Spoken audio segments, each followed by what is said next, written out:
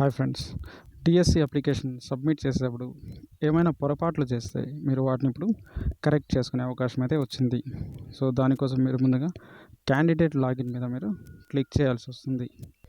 ఇలా క్లిక్ చేసిన తర్వాత క్యాండిడేట్ ఐడి ఎంటర్ చేయాలి మరియు డేట్ ఆఫ్ బర్త్ని ఎంటర్ చేయాల్సి వస్తుంది.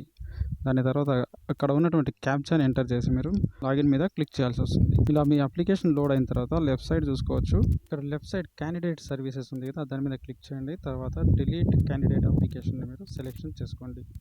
ఇలా సెలెక్షన్ చేసిన తర్వాత మీరు కావాల్సింటే ఇక్కడ బాటంలో చూసుకోవచ్చు, మీకు ఒక ఆప్షన్ ఉంది, do you wish to opt correction of existing details in your application అని.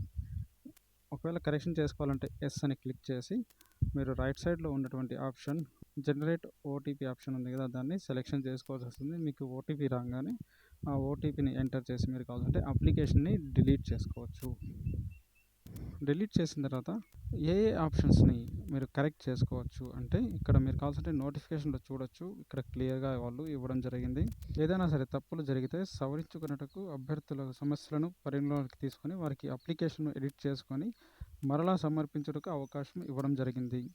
ఎడిట్ ఆప్షన్కు పాటించవలసిన సూచనలు: ముందుగా అభ్యర్థి వెబ్సైట్ నందు డిలీట్ ఆప్షన్ను ఎంచుకోవాలను. డిలీట్ ఆప్షన్ను మీరు ఎలా ఎంచుకోవచ్చు నేను ఇందాక మీకు వీడియోలో చూపించాను. ముందుగా మీరు లాగిన్ కావాల్సి వస్తుంది. లాగిన్ తర్వాత లెఫ్ట్ సైడ్ క్యాండిడేట్ సర్వీసెస్ని మీరు ఎంచుకోవాల్సి వస్తుంది. దాంట్లో డిలీట్ ఆప్షన్ ఉంది. ఇక్కడైతే అభ్యర్థి పాత జర్నల్ నెంబర్తో మరియు అభ్యర్థి మొబైల్కు వచ్చి ఓటీపీ తప్పులు సరిదిద్దుకొని అప్లికేషన్ని మరలా సమర్పించుకోవచ్చు అని ఉంది. ఇక్కడ మెన్షన్ చేసినటువంటి కింది అంశాలలో మాత్రమే వాళ్ళు తప్పులను సవరించుకోవచ్చు. అవి ఏంటివి అంటే అభ్యర్థి యొక్క పేరు, అతను సెలెక్షన్ చేసుకున్న పోస్ట్ అండ్ జిల్లా తప్ప మిగిలిన అంశాలన్నీ మార్చుకోవచ్చంట.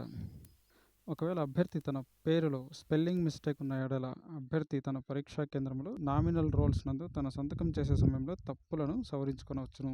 అలాగే అప్లికేషన్ ఫీజు కూడా మీరు 25వ తేదీ రాత్రి 12 గంటల వరకు కూడా మీరు కావాల్సింటే ఫీ పేమెంట్ అనేది చెల్లించవచ్చు అనమాట. ఈ డేట్ కూడా పొడిగించడం అనేది జరిగింది. కనుక నచ్చినట్టయితే లైక్ చేయండి, షేర్ చేయండి, సబ్స్క్రైబ్ చేసుకోండి. Thank you.